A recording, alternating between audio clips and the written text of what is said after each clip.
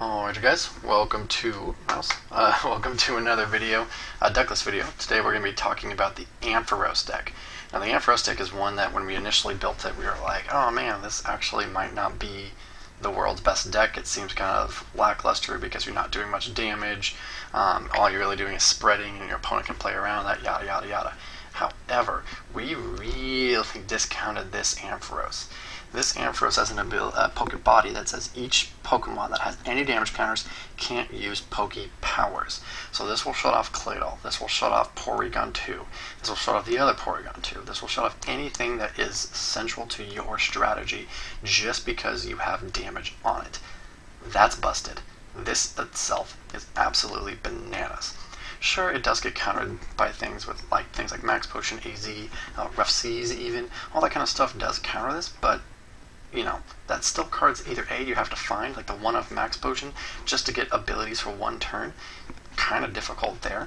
As well as, if they don't play those cards, most U150 decks don't play Max Potion, and you're definitely not going to be playing Rough Seas outside of Water and Lightning types. Plus, Rough Seas doesn't even heal Porygon 2 or Claydol. So this card in and itself can just win games because you have damage on it. Yeah, so this Ampharos is really good. Ampharos from Platinum, if you're curious.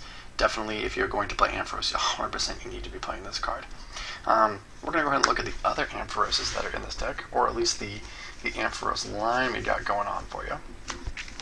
So the Ampharos line is kind of a funky one. It's going to go 4 Mareeps, followed by 4 Flaffies. And you're like, okay, why is this weird, Alex? You told us it was weird. Why is it weird? Well, that's because we were playing 5 Ampharos. Now, you may be thinking to yourself, whoa, hey, Alex, slow down.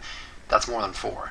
How can you do this? Well, these two, because of the U150 ruling, are EX all of a sudden.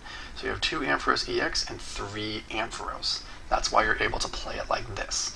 Now, then your second follow-up question could be, why aren't you playing a 5-5-5 line, or even a 5-4-5 line? Well, some of these Ampharoses you're not going to get out during certain games, especially this one. It only does damage to EX Pokemon, so this one you're not going to get out all the time. It's kind of a good one to get that little extra kick during the late game if you need it.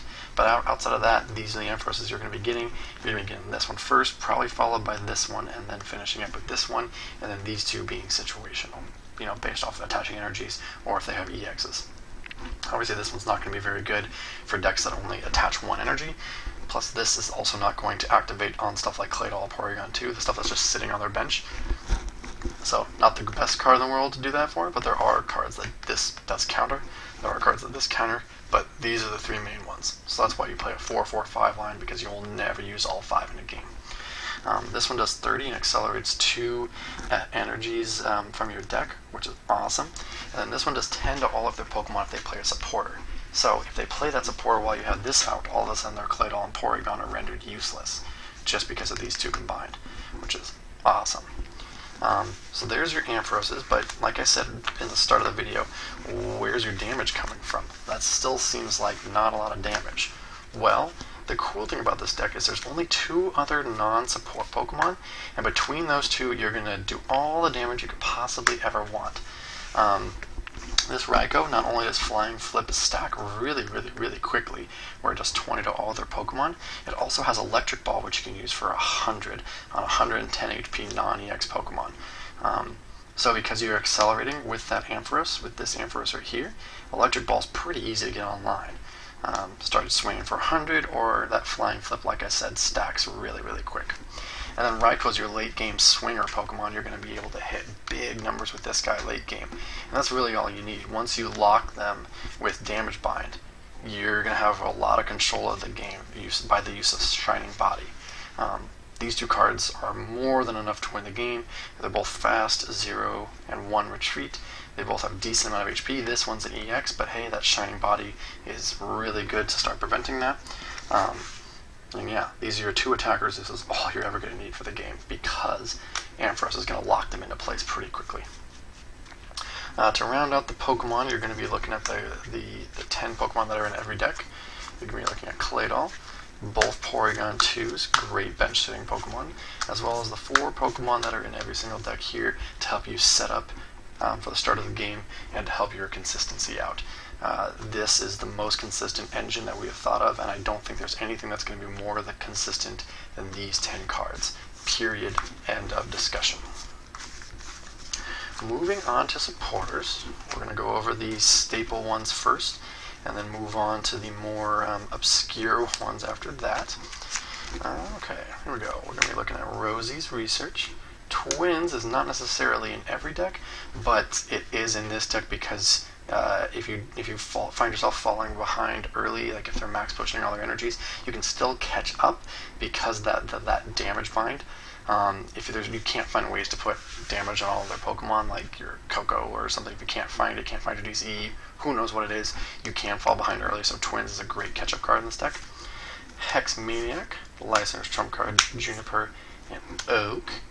And then we're going to be looking at Iris in a deck like this that struggles for damage early. Iris is fantastic there. Lysander, Copycat, Oracle, Beyblade, and Sycamore. AZ, Collector, Karina, Chorus, Skyla, and Marlies. And then to round it out down here, we're going to be looking at N, Wally, Rocket's Admin, Guzma, and Teammates. Now the only 2 cards here that are a little bit unconventional, you're going to be looking at Looker's Investigation. This is kind of the extra supporter card that we go to if we're like, oh, this deck needs a little bit extra draw supporter. We look towards Looker's Investigation. The other card we look towards is Sage's Training, but this deck doesn't like to discard some stuff, so Looker's is definitely the way to go over Sage's. And the last one is actually Clement. Now, this is a very strange card to have in this deck because there's not a lot of, you never really need energies. This card can 100% be cut. 100% be cut. I really don't know how it found its way in here. It proved itself useful in the games that we played with Ampharos, but it is a cuttable card, probably for that Sage as I mentioned, or, there's a lot of other things that Clement could go for, just more draw support. I don't know what draw support off the top of my head you'd be looking for, but this card is very, very, very cuttable if you think there are better cards for the deck. I'm not saying that we're right. I'm never saying that we're right. Most of our lists are pretty raw, but they are good starting spots, and that's really that most people that look for U150 or ask me for U150 help just kind of need starting points, and that's what this is about. So cut the Clement if you think it's not worth it. Moving on to item cards here. You're going to have Pokédex Handy, Luxury Ball, Bill, Computer Search, Escape Rope, Max Potion back in this deck, just to kind of keep your Ampharoses healthy. Ultra Ball, Imposter Oaks, Evo Soda, Versus Seeker, Oak, and Breeder. And actually a quick aside on the Max Potion. Another great thing for the Max Potion is that Damage Bind from Ampharos it affects yourself. It doesn't affect both players. It does affect you as well. So if they do a cool thing where they either spread all of their damage or they Lysander up and blop damage on Claydol, Max Potion is a great way to heal your own benched Pokemon in cases like that. So, Max Potion. We continue to scoop up Super Rod, Item Finder, Level Ball, Rare Candy, Swoop, P-Com, Junk Arm, Misty's Wrath, Field Blower, Pal Pad, Rescue Stretcher. All very standard looking cards. That is going to be a Misty's Wrath. Sorry, my light's overhead, but that is a Misty's Wrath right there.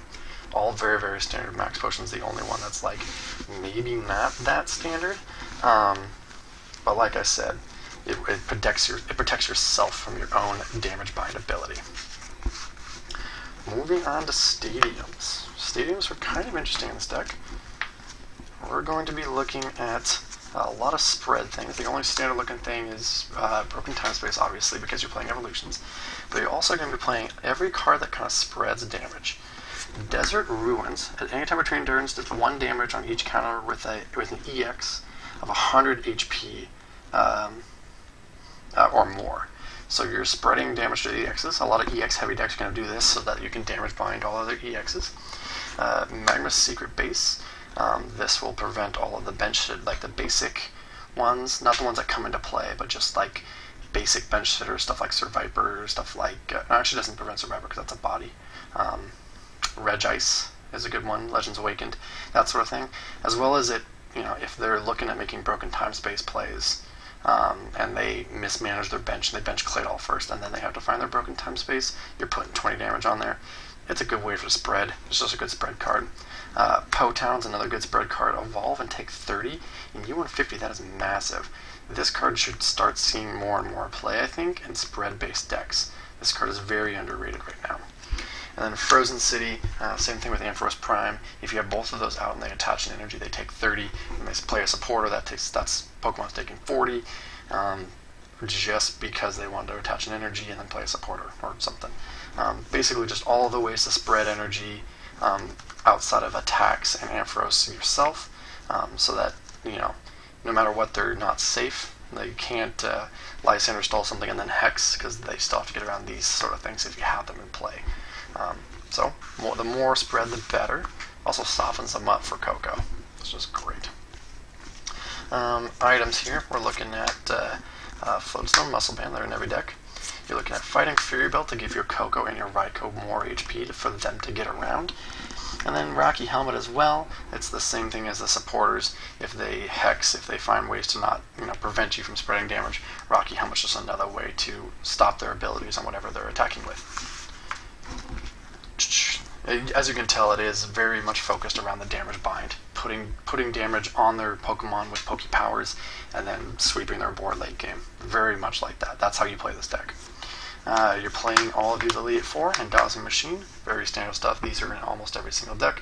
No reason not to play any in this one. And then energies, we're looking at no special energies, but we're looking at nothing but lightning energies here. 3, 6, 9. Oh, there is actually a special. It was just in the wrong spot. So 3, 6, 9, 11, and 1 DCE. That makes sense because Coco and Raikou can actually use this too.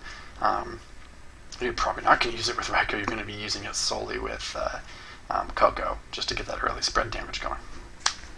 But yeah, that will do it for the Ampharos deck. Like I said, it is based almost solely around that damage bind. Getting this out turn 1 is going to slow your opponent way down.